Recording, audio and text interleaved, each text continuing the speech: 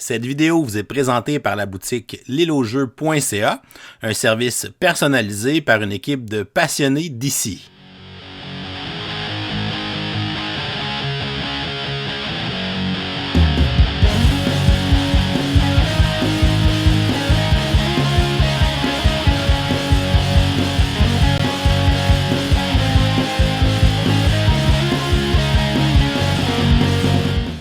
Bonjour chers amis joueurs, ici LP, bienvenue à ce nouvel épisode de Kickstarter 101 Earnout dans lequel je te présente un jeu particulier qui s'appelle Cantaloupe. Et en fait, je te présente le série au complet parce qu'on a également le volume 2 qui existe déjà, le volume 3 est annoncé. Qu'est-ce que c'est Cantaloupe? C'est une série de livres dans lequel tu vas suivre une histoire, donc c'est un jeu qui est plutôt narratif. Tu vas suivre une histoire, tu suis ce personnage-là qui s'appelle Hook. Qui tente de réparer quelque chose qui lui est arrivé dans le passé. C'est un jeu dans lequel il y a une espèce de gangster qui va recruter une équipe pour réussir le coup du siècle, la cause du siècle.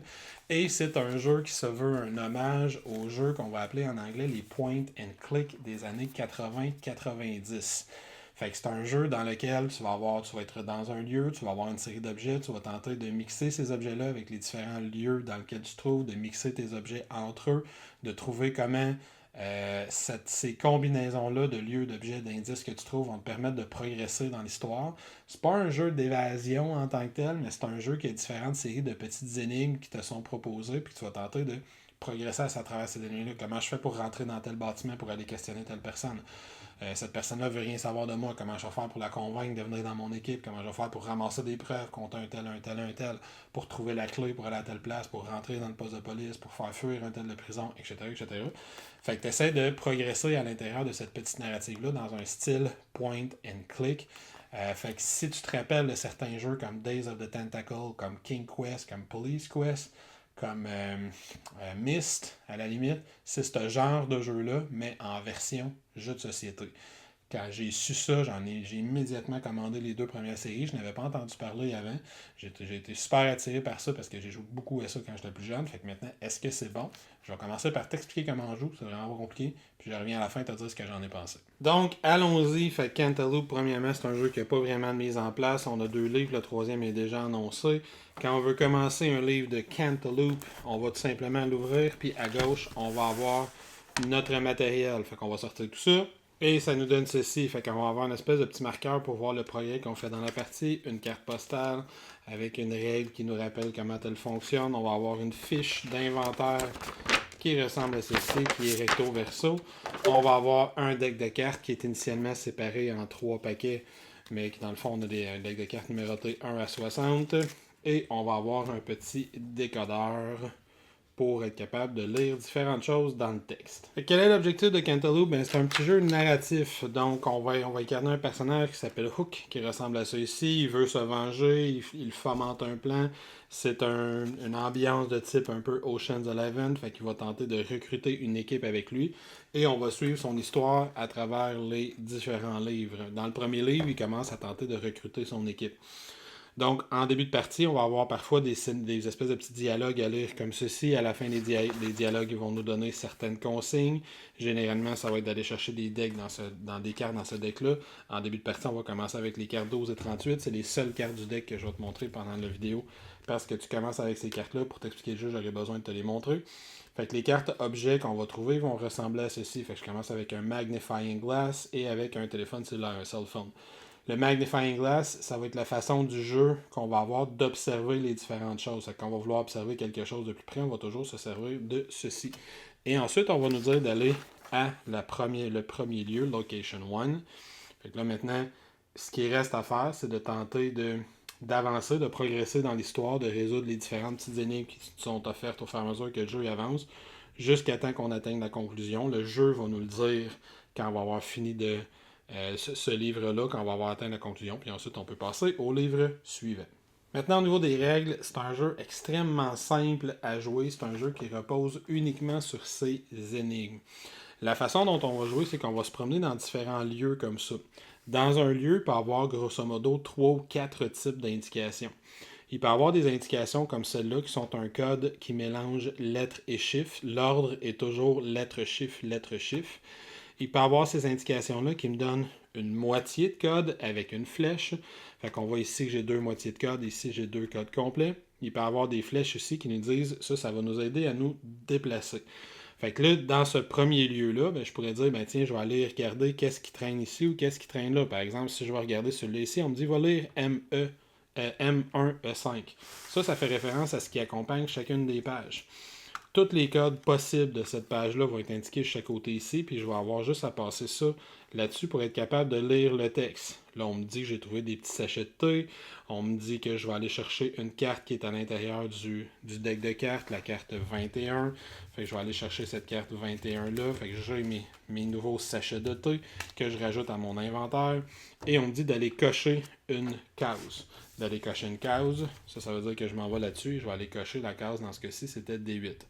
Cette carte-là va nous aider, va être utile dans le jeu pour nous aider à rappeler quelles sont les espèces d'événements qu'on va avoir fait. Dans ce cas-ci, ça indique que j'ai ramassé les sachets de thé. Je ne pourrais pas les ramasser si je passe à cet endroit-là. Il y a d'autres affaires, si j'ai brisé quelque chose, si quelqu'un me dit de quoi, si j'ai appris une information, on va nous dire d'aller cocher des trucs là-dedans, puis il va y avoir souvent des lignes là-dedans qui vont nous dire est-ce que tu as coché K1, à la place d'aller lire par exemple M1-5, va lire telle affaire. Est-ce que tu as coché K2 à la place? Si tu as coché K1 mais pas K2, va lire ça. Si tu as coché K2 mais pas K1, va lire ça à la place. Fait qu'ils vont me renvoyer au bon paragraphe selon ce que j'ai coché. Fait que ça, c'est pour la lecture de code unique. Souvent, ça va être d'observer des trucs, de trouver des lieux, de trouver des objets. Comme on l'a vu, j'ai trouvé un nouvel objet. Deuxième chose que je peux faire dans un lieu, c'est de combiner des objets avec des particularités du lieu. Fait que je pourrais, par exemple, combiner mon magnifying glass et aller regarder ici cette lampe.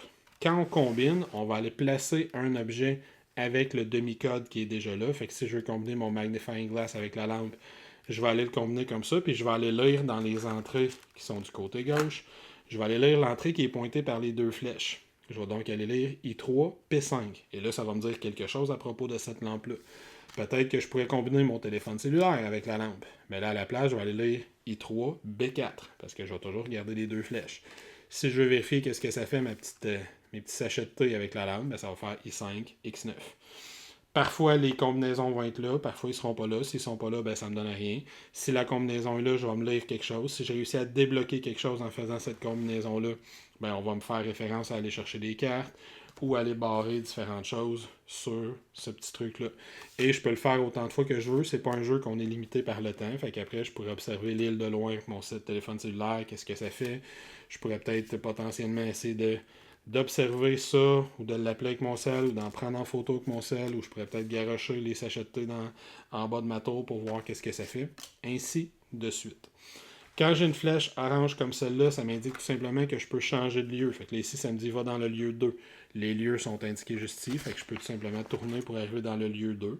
Et là, j'ai une nouvelle série d'objets. Fait que je peux aller observer ici. Je peux combiner toutes les cartes que j'ai trouvées jusqu'à maintenant avec les différentes combinaisons qui sont là. Je peux observer le camion si je le veux. Et j'ai toujours les différents codes de référence avec cette page-là.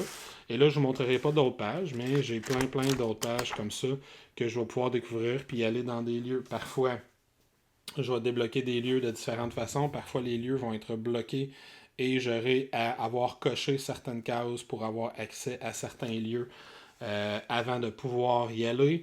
Je vais avoir des dialogues qui vont se faire. Quand il y a des dialogues, on va me dire d'aller chercher des lettres. On va voir le dialogue A, B, C, D et je vais avoir des dialogues qui sont comme ça.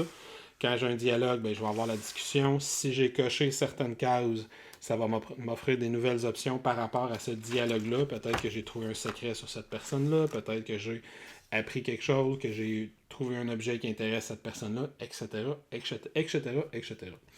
L'autre chose que je peux faire, puis ça, on va le faire beaucoup au fur et à mesure qu'on avance, c'est qu'on peut combiner nos propres objets entre eux. Quand on veut combiner nos propres objets pour voir si ça fait quelque chose, on va aller regarder. Chaque objet a son numéro de carte en haut à droite et on va aller les combiner en prenant toujours la carte la plus basse à gauche. Fait que si je veux par exemple combiner mon T-Bags avec mon Magnifying Glass, je vais mettre le 21 à gauche, je vais coller les deux cartes et ça va me donner un code. On voit ici, ça me donne M1I0. Si j'avais voulu combiner mon Magnifying Glass avec mon cell phone, mais il aurait fallu également que je le mette comme ça parce que je vais toujours mettre le chiffre le plus bas, donc 12 à gauche. Fait que ici, ça me donnerait H7P5. Ça, où est-ce qu'on va avec ce code-là? Ça sert cette feuille d'inventaire-là. Fait que H7P5. Je vais aller voir qu'est-ce que ça fait quand je le combine. Je l'avais. C'est quoi que ça me donnait? H7P5, donc H4, ici, H7P5 qui est juste ici. Fait que j'aurais juste à mettre mon petit décodeur rouge ici pour voir qu'est-ce que ça fait quand je combine ces deux objets-là.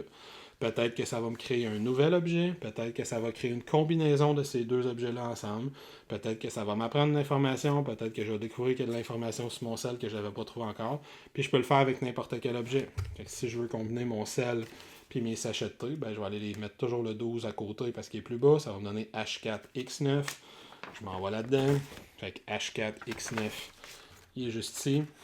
Fait que là, ça me prendrait mon petit décodeur rouge pour voir qu'est-ce que ça fait quand je combine ces deux objets-là ensemble. Fait qu'au niveau des règles, il reste vraiment juste une petite chose à dire, mais dans le cœur du jeu, c'est comme ça que ça va fonctionner. Des fois, il va y avoir des trucs cachés dans les images, des fois, il va y avoir des trucs cachés dans le matériel qui m'a été donné, puis je tente d'avancer comme ça, puis de résoudre au fur et à mesure les différentes énigmes qui me sont proposées. La seule chose qui me reste à dire au niveau des règles, c'est que parfois, je vais avoir besoin de trouver un code à 4 chiffres, un code d'un coffre au trésor, un numéro de téléphone, etc., etc. Puis on va me donner toujours une clé de décodage pour ce code-là. Fait qu'une fois que j'ai trouvé, que je pense avoir trouvé les 4 chiffres, par exemple, je pense que je suis devant un coffre-fort, puis le code pour l'ouvrir, c'est 1, 2, 3, 4. Mais je me rappelle que ça me prend toujours un code de type chiffre, lettre, chiffre, puis je vais me servir de cette clé-là. Fait que 1, 2, 3, 4 me donnerait, mon premier c'est 1, donc Y, le deuxième c'est 2, il reste 2, le troisième c'est 3, donc ça devient O, le quatrième 4, il reste 4. Fait que ça me donnerait Y2, O4. Là, j'irai voir dans la page à gauche ici, si ce code-là il est là, puis je pourrais aller le lire avec mon petit truc bleu, mon petit truc rouge comme ça ici, pour voir si c'est bien ça que j'ai trouvé. Après, il n'y a vraiment pas grand-chose d'autre à dire. C'est vraiment de voir comment les objets que j'ai trouvés peuvent interagir entre eux. Je peux pas rien te montrer de plus au niveau des cartes ou au niveau des pages sans te spoiler, sans te divulgacher l'histoire. Mais on tente d'avancer comme ça, puis de résoudre les énigmes qui nous sont proposées en combinant ces différents objets-là ensemble, soit entre eux, soit avec les éléments du scénario. Puis on avance jusqu'à temps qu'on ait réussi. Et c'est comme ça qu'on joue à Cantaloupe. Le jeu a quand même parfois certaines énigmes qui sont difficiles. Fait qu'à la fin d'un livre de Cantaloupe, on va te séparer les différentes trames narratives que tu vas suivre à l'intérieur du jeu en différentes catégories. Dans le premier scénario, il y en a 2. Et on va te dire si t'es mal pris et t'es vraiment bloqué et tu sais plus quoi faire, ben va-t'en là et lis des trucs jusqu'à temps que ça te débloque. Fait que ici, par exemple, si je suis bloqué dans la partie narrative de Breaking Fly Out, ben je peux aller lire le A1. A1 va me dire va jouer le tutoriel. Si ça ne me débloque pas de faire le tutoriel, il va me dire ben va lire H2, H2, ça c'est, va lire le code 200. Puis si ça ne me débloque pas, je peux aller lire le 201, le 202, le 203, ainsi de suite. Puis je peux cocher ici à gauche au fur et à mesure que je les ai lus pour voir où je dois être rendu dans la narrative que je suis en train de suivre. Ça, aller lire 200, 201, 202, c'est qu'on a toute une section d'aide à la fin ici, qui est séparée dans les parties narratives. Fait que ma première partie narrative, c'est toutes les 100, puis dans la deuxième partie narrative, on a les 200 qui commencent juste ici. Fait que si je suis bloqué, ben, je peux aller prendre toujours mon petit décodeur rouge, puis aller lire 200. Là, je te le montrerai pas, évidemment, mais c'est en passant ça là-dessus pour le lire. Et on voit ici, il y a toujours, si tu l'as que tu es bloqué, voici un premier indice, voici un deuxième indice, voici la solution de cette partie-là. Après, si tu l'as que tu es bloqué, voici un premier indice, un deuxième indice, la solution, puis ainsi de suite. Fait que si tu es vraiment mal pris quelque part, puis bien honnêtement, je m'en suis servi 1 ou 2 fois de ça, si tu es vraiment mal pris, puis il y a quelque chose que tu trouves pas, tu vas pouvoir passer ces différentes choses-là pour être capable de te débloquer, puis de continuer à progresser. Alors voilà, c'était Cantaloupe. Fait que premièrement, au niveau des composantes, c'est un jeu qui est en 2 temps. Le matériel en tant que tel, je suis obligé de dire que la qualité est ordinaire. Ton petit décodeur rouge, c'est une petite affaire tout petite comme ça ici que je passe mon temps à perdre sur la table. Ça, j'aurais aimé ça. Ben ça, je te suggère de le photocopier, comme ça après ton jeu, il se passe très rapidement. Ça, c'est la seule composante matérielle qui reste, c'est correct. Les cartes sont OK, pas de très bonne qualité, mais sont correctes. Le principal problème, c'est ça. Premièrement, le format, c'est cute quand tu l'as sur la table, mais c'est un format qui se serre très très mal, qui se range très très mal, et le papier est très très mince. La plupart de mes pages, parce que tu vas voir ici sur le côté, tes pages, il y a une espèce de petit carré 1, 2, 3 pour que tu puisses facilement repérer quand tu as besoin d'aller à la 5, 4, 5 ou 6. Moi, j'ai joué juste une fois le scénario complet, puis ils sont déjà à peu près tous déchirés parce que le papier est extrêmement mince. Et ça, la façon de ranger le jeu, ça ici, c'est une fausse bonne idée. C'est le fun parce que tu vas ranger ici tes trucs qui vont aller à l'intérieur, tes affaires vont te rentrer, mais c'est difficile à sortir. Tes boîtes de cartes qui sont comme ça ici, qui vont t'aider à ranger le jeu ou à le sauvegarder entre tes sessions de jeu, sont de qualité ordinaire au mieux. Fait que t'as de la misère à sortir les cartes de là. Si tu sleeves tes cartes, oublie ça. Ben, c'est pas un jeu que t'as besoin de sleever tes cartes parce que tu les brasses pas. Mais si t'aimes sleever tes cartes quand même, c'est sûr qu'il n'y a plus rien qui rentre là-dedans. Puis t'as pas d'autres espaces où tu peux les ranger. Fait que, au niveau des composantes, j'ai trouvé ça ordinaire. L'aspect matériel des composantes. Par contre, visuellement, le jeu est super bien réussi. Le graphisme du jeu, je l'aime beaucoup. L'espèce de côté déglingué, l'espèce de côté tout croche, malpropre, magané de tout ce que tu rencontres. Ça me faisait beaucoup penser aux jeux de type justement Days of the Tentacle de l'époque.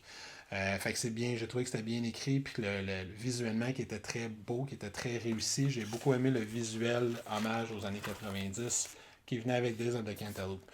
Maintenant, au niveau du gameplay, ben là, ça dépend. C'est extrêmement simple. Est-ce que tu veux jouer une version board game de Days of the Tentacle ou de Leisure Suit Larry, un jeu qui est très très mal vieilli, soit dit en passant, ou de King's Quest? C'est exactement ça. Et ce qui me fascinait au niveau de l'écriture, c'est qu'ils ont réussi même à aller chercher le type d'humour qu'il y avait dans ce type de jeu-là. Un type d'humour que tu trouveras probablement pas si drôle que ça si toi t'as pas joué à ce type de jeu-là. Fait que si quand je te nomme King Quest ou Days of the Tentacle, ça te dit rien, probablement que tu ne triperas pas tant que ça parce que les jeux d'évasion sont plus complexes et plus profonds que ça. Celui-là, c'est vraiment cette espèce de même gimmick-là de, oui, d'énigmes, mais des énigmes un peu niaiseuses où tu combines des objets entre eux qui n'ont pas tellement de sens, mais que tu crées une espèce de nouvel objet un peu étrange. Là, ça a l'air étrange de même, mais c'est parce que je veux rien divulgacher. Où tu vas te servir du bassin de l'eau qui est à l'église pour mettre un colorant qui vient d'un drink quelconque pour changer la couleur de telle autre affaire. C'est toutes des combinaisons. C'est pas un jeu d'enquête comme un jeu comme Chronicle of Crimes ou un Unlock où tu as des enquêtes, des indices logiques, puis tu tentes d'être plus brillant que le jeu. C'est un jeu où tu dois faire des espèces de combinaisons un peu niaises pour progresser à travers cette aventure-là.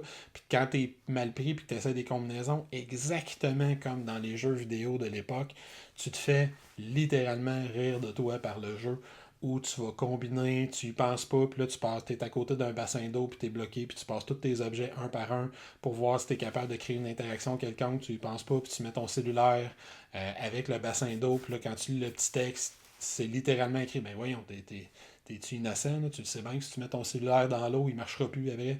Fait que tu vas avoir un paquet de références où le jeu rit de toi de façon légère et fugace, évidemment, où le jeu va rire de toi, où le jeu va te faire remarquer que tu prends des décisions qui sont niaiseuses. Tu as même des espèces, je t'en montrerai pas, mais tu as même des espèces d'achievements dans ce jeu-là, où tu vas avoir des cartes que quand tu vas la revirer, ça va être ben oui, génie, tu pensais vraiment que tu avais trouvé quelque chose avec la combinaison imbécile que tu viens de faire, mais non, t'as rien trouvé, remets la carte dans le deck. Fait que c'est un jeu qui a une ambiance bon enfant, une ambiance enfantine, une ambiance euh, exactement comme les point and click, un peu niaiseux de l'époque, dans une écriture qui se veut humoristique, qui va tenter de te faire rire à travers ça, et j'ai ri une couple de fois. Là où je vais mettre un bémol, c'est que je ne suis pas certain que j'aurais aimé ce jeu-là si je n'avais pas été un grand adepte des point and click il y a 20-25 ans. Les jeux King Quest, je les ai tous faits. Days of the Tentacle, puis si ma mémoire est bonne, il y a eu une suite, je les ai fait aussi. Puis j'en ai fait d'autres de ce genre-là. Fait que si tu veux revivre un peu cette expérience-là, c'est vraiment un beau petit coup de cœur. Moi, c'est sûr que j'achète toute la série au fur et à mesure que ça sort. Ça m'a pris environ 6 heures faire le premier scénario. Fait que c'est quand même un certain temps. Il y a une façon de sauvegarder entre tes scénarios. Là, j'ai commencé le deuxième scénario, il n'est pas encore terminé. On rajoute des petits jetons, des tokens dans le deuxième scénario, mais sinon, les règles sont exactement les mêmes. Fait que si tu sais jouer au premier, tu sais jouer à toute la série. On va juste ajouter des petits trucs pour le complexifier un petit peu d'un livre à l'autre. Mais si tu veux quelque chose qui a un humour léger, qui va te faire rire un peu, qu'il va falloir quand même que tu te creuses les méninges pour être capable d'appliquer cette logique-là un peu tordue des point and click de l'époque à ce qui se passe à l'intérieur de cette narrative-là, tout en prenant un petit verre un dimanche après-midi, ben pour moi, ça a été vraiment un beau petit coup de cœur. Ça a été vraiment une belle petite découverte. Un jeu facile à trouver et qui n'est pas très dispendieux. Présentement, à ma connaissance, il n'y a pas de version française annoncée, malheureusement. Fait que tu dois vraiment être bilingue parce que tu vas lire beaucoup à l'intérieur du texte, à l'intérieur du jeu pour être capable de progresser. Fait que tu as besoin de maîtriser parfaitement ton anglais. Donc voilà, j'espère que c'est quelque chose qui va t'avoir intéressé. Moi, j'ai vraiment bien aimé ça. Mais encore une fois, je suis un amateur des point and click. Fait que si depuis tantôt, quand je te parle de point and click puis de King Quest, ça te dit rien, je suis pas certain que tu vas aimer ça. Je suis pas certain que tu vas être capable de faire les énigmes qui sont dans le jeu parce qu'ils sont vraiment dans le même genre que ce qu'on avait à l'époque. Cela étant dit, j'espère t'avoir fait découvrir quelque chose. Tu m'en donnerais une nouvelle. Tu me laisseras dans les commentaires voir si tu connaissais ça ou si c'est quelque chose qui t'intéresse. Moi, je vais te souhaiter une excellente fin de journée. Et avant de te souhaiter une excellente fin de journée, je vais t'inviter à venir t'abonner à notre chaîne YouTube et de venir nous citer Twitter, Instagram, Facebook. Si ce n'est déjà fait, venez nous supporter sur Patreon pour que l'on puisse continuer, on l'espère, à te fournir du matériel que l'on espère être d'excellente qualité. Sur ce, ciao, à la prochaine et fais attention à toi.